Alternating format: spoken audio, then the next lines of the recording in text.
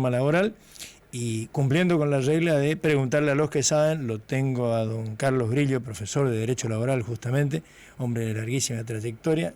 Si alguien sabe de Derecho Laboral es Carlos Grillo. ¿Cómo anda, don Carlos? ¿Qué pa' de tu vida? Hola, Tito, ¿cómo te va? Y te iba a decir muy bien, pero no, en Don, realidad muy preocupado, muy preocupado. ¿Qué querés que te bueno, me diga? permito el chascarrillo para aflojar tu preocupación, que la parte del don la podríamos suprimir un poquito, Tito, Bueno, ¿no? dale. Esa es mi educación catalana, ¿viste? Exactamente, sí, sí, sí. Sí, todos preocupados, Tito, la verdad que para los ambientes dedicados al derecho laboral, los ambientes académicos, gremiales, esta reforma es preocupante por su notorio carácter regresivo, digamos, ¿no? Expresado en una sinnúmero de modificaciones que se proponen a la ley de contrato de trabajo y también en el ámbito del derecho colectivo, configurando una reforma inédita. Digamos, el tenor de la intensidad de esta reforma no se vio ni en la dictadura militar del año 76. O sea, Recordarás que ni los militares, ni a los militares se les ocurrió eliminar, destruir tantos derechos, tantas garantías de los trabajadores como a este gobierno. eso yo coincido con vos, pero además, con las limitaciones de no tener el texto definitivo, pero el grueso de lo que se viene hablando saldría aprobado.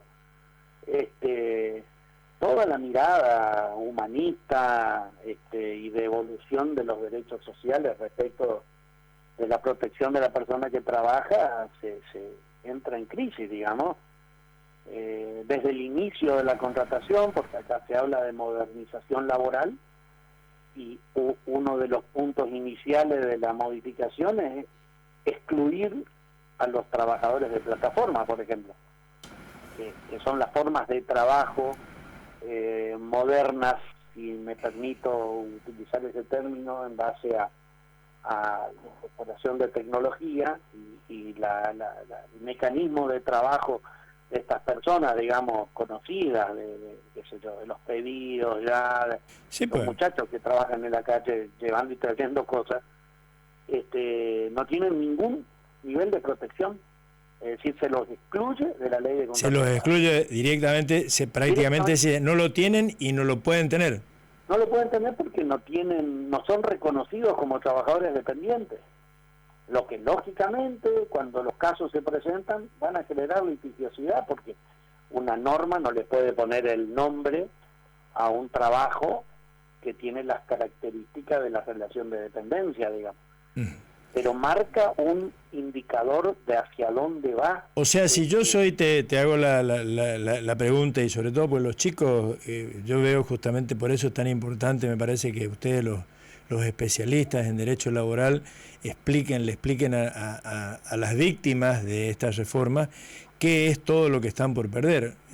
Y algunas cosas como los chicos de estos trabajadores de plataforma no tienen. Si hoy por hoy uno de los chicos que andan con los cajones esos colorados, plástico en la moto y uniformados algunos, tiene un accidente grave y resulta internado, ¿quién le paga el tratamiento? ¿Quedan a la deriva? Quedan a la deriva, no tienen derecho a reclamarle, no tienen una relación laboral ni de ningún tipo con la empresa esa que le hace, hasta hace propaganda, porque me vea. Llevo el cajoncito detrás en la moto con el logo de la empresa. Desde el punto de vista de la litigiosidad, ese caso va a generar litigiosidad, porque, digamos, la defensa que se escucha en los medios, en algunos medios, es que los propios trabajadores no quieren ser dependientes. Sí, pues, sí. Eso es un cuento chino, porque eso es una imposición para entrar al sistema.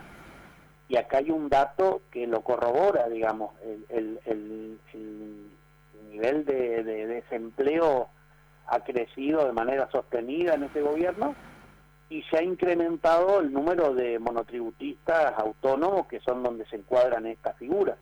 Entonces, eso sí creció, porque hay un esfuerzo por sacar a las personas del derecho del trabajo y llevarlas al ámbito de las relaciones de tipo independiente, digamos, sin protección alguna.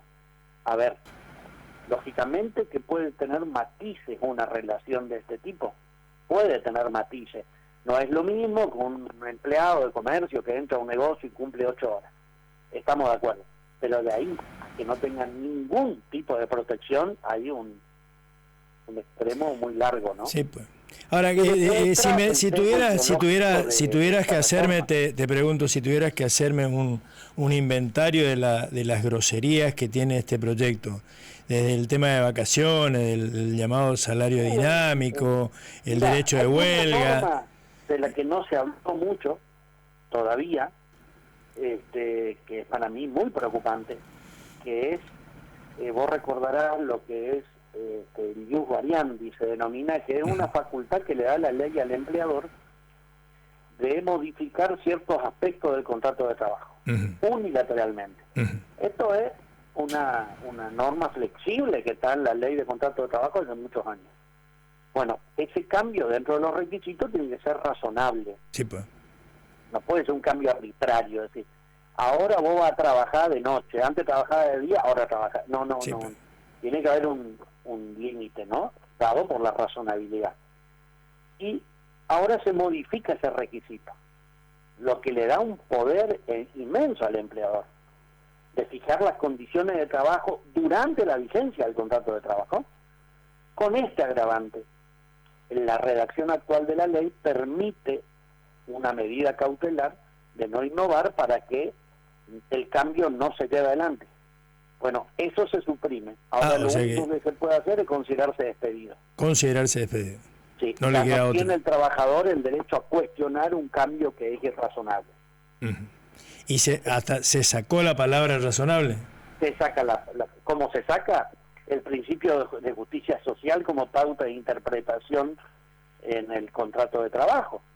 Eso también te da otro indicador, digamos.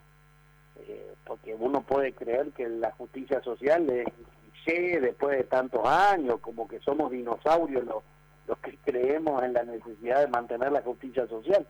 Por algo la sacan. Sí, pues. También se avanza sobre la irrenunciabilidad de derechos. Había una norma, que la norma sobre irrenunciabilidad era... La irrenunciabilidad, había cosas que son de orden público que las partes no pueden modificar. Por ejemplo, digamos, para decir una grosería, yo no podía, por lo menos no puedo hasta ahora, firmar un contrato de trabajo donde le pongo una cláusula que, señor empleador, usted me puede despedir cuando quiera por cualquier causa. Claro, o usted no me paga el aguinaldo. Usted no me paga el aguinaldo, yo renuncio a mis vacaciones. Claro, eso no tiene valor. Eso sigue siendo así. Lo que se modifica es que si vos en tu contrato de trabajo obtuviste una mejora por tus condiciones, por tu mayor dedicación, por tu capacitación personal, y tenías un plus salarial, por ejemplo, te lo pueden sacar. No es que se premia eso al revés, que se flexibiliza en el sentido de que... A partir de ahora y en base a la actividad.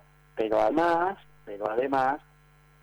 también puede ser modificado unilateralmente por el empleador, según el proyecto que anduvo dando vueltas, Tito. Sí, porque según lo que dijo la ministra esta mañana, tuvo 28 modificaciones consensuando pero con... más bien apuntaron a otro tipo de cuestiones, no tanto a las del vínculo individual, digamos, el contenido del contrato de trabajo, yo calculo que va a salir.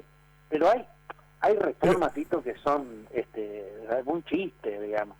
Por ejemplo, un contrato a plazo fijo, que es una excepción en la contratación laboral, porque la regla es un contrato por plazo permanente, indeterminado. Esa es la regla. Cuando los empleados, la regla es que no se sabe cuándo salir. Se excepciona el contrato a plazo fijo. Sucede que si vos extinguís antes el contrato a plazo fijo, tradicionalmente tenía una indemnización adicional por daños y perjuicios. Ajá. Porque vos a un trabajador le dijiste, vos vas a trabajar un año y a los 6 meses lo despedís. Sí, pues. Bueno, le correspondían esos 6 meses como daño y perjuicio. Nadie discutía esto, porque es la regla básica de cualquier contratación. extinguirla antes de tiempo y si pero sí, se modifica. Entonces, por decirte cuestiones que... Pero yo, a mí la más ridícula, graciosa y absurda, entre tantas, entre varias, ¿no? Que la eliminación de las multas por trabajo no registrado va a hacer que se cree trabajo en blanco, que se formalicen las relaciones. Y si encima ya ni con multa me contratás en blanco, ahora te saco la multa, ¿qué te va a inducir a contratarme en blanco? El blanqueo, sí, no, porque ahora se incorporó el blanqueo.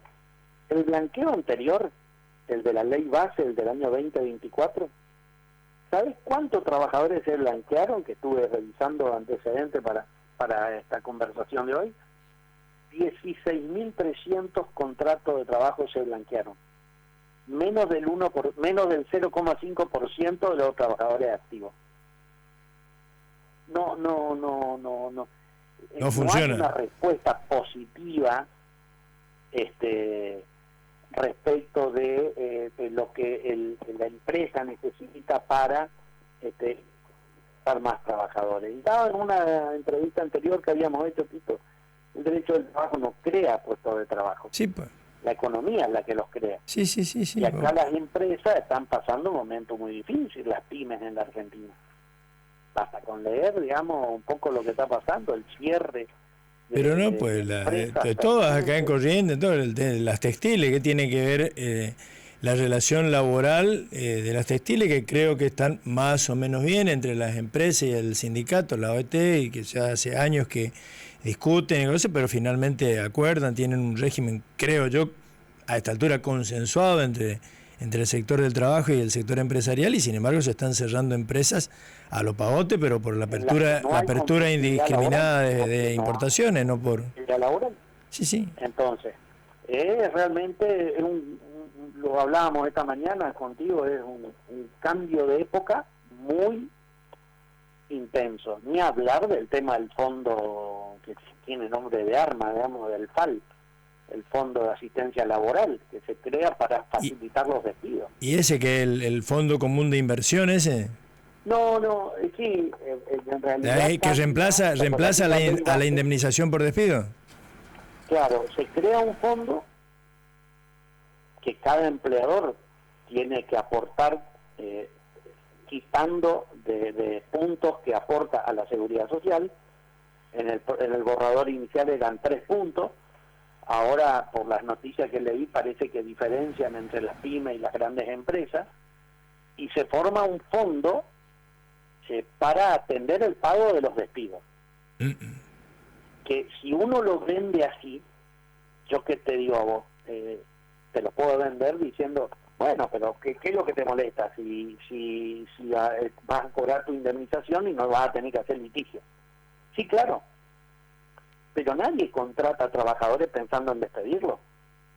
Sí, pues. Uno contrata a un trabajador para que se mantenga en la empresa, que se capacite, que genere confianza, que mantenga un vínculo a través del tiempo. Eso es lo que uno busca cuando es empleador. Pero si lo que estoy propiciando es cuando un día no me gusta algo que vos haces, te mando, total, te paga el fondo, y está modificando la estructura de la contratación laboral. Así que ese fondo de asistencia laboral es para pagar ese tipo de cosas. Para pagar los despidos, y no solo los despidos, sino las extinciones por mutuo acuerdo, que no son indemnizaciones, porque cuando vos extinguís de mutuo acuerdo, no hay una indemnización, se pacta algo parecido, pero no es una indemnización. Bueno, este fondo está previsto para poder afrontar esos pagos. Lo que distorsiona, desde mi punto de vista, lógicamente, que tengo una mirada específica sobre eso, el sentido de la contratación laboral, vínculos precarios, digamos, vos no podés construir una relación a través del tiempo, porque lo que te permite es una entrada fácil con un periodo de prueba de 6 meses, sin preaviso, ya ni siquiera va a haber preaviso en el periodo de prueba, y una salida barata, rápida, sin entrar a evaluar mucho la conveniencia o no de mantener un puesto de trabajo. Porque cuando un empleador va a despedir y tiene motivos, y lo piensa dos veces porque te cuesta un dinero indemnizar.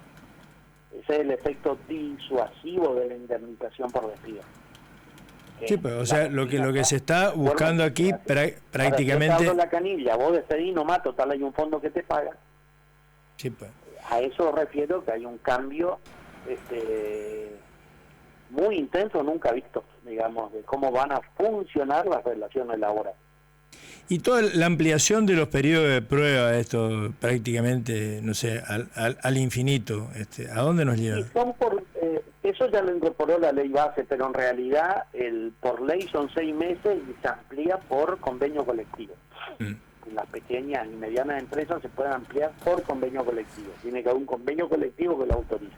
Y se puede hacer lo que hacen, a ver, el chino al que voy más o menos de vez en cuando, lo hace creo que sistemáticamente, porque vos cada 2, 3 meses o menos te encontrás con cajeras nuevas, todas mujeres además, pero que van cambiando, van rotando. Las chicas duran, vos ves la misma cara 2 o 3 meses, a los 2 o 3 meses hay otra cara, y a los 2 o 3 meses otra cara, y a los 2 o 3 meses otra cara. Sí, pero ahí, Tito, lo que falla es la inspección laboral.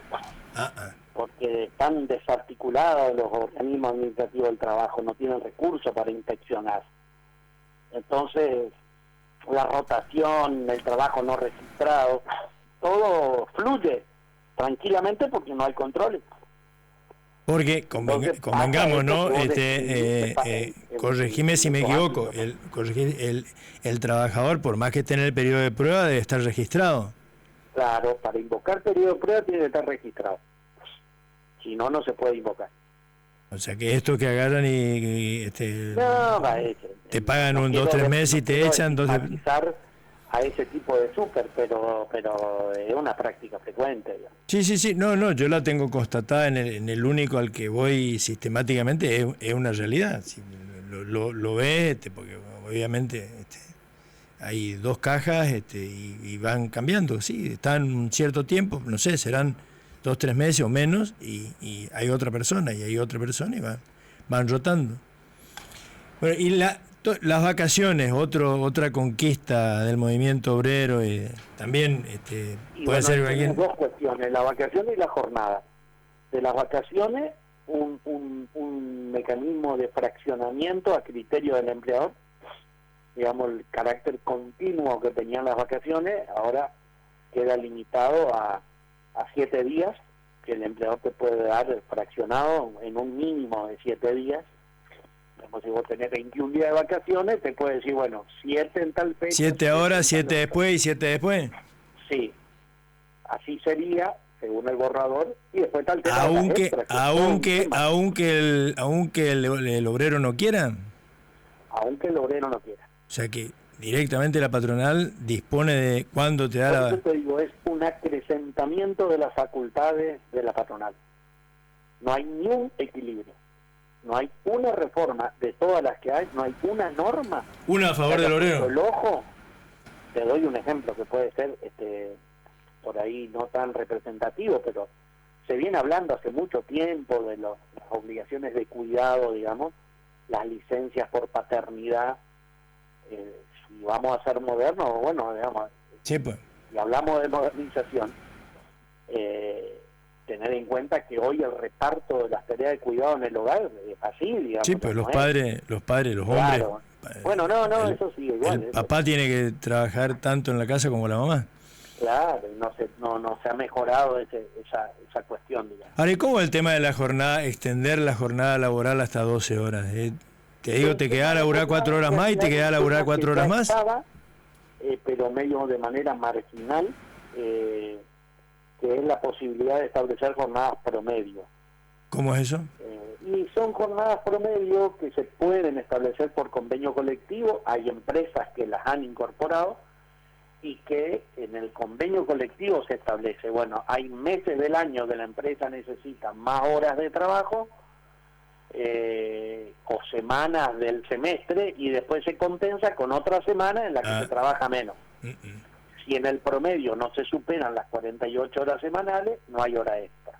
Hasta ahí te diría, es una norma que en algunas actividades como la que nombraste, textiles, o actividad de temporada, y puede ser entendible, digamos, una distribución de la jornada, claro, lógicamente pactada con el gremio.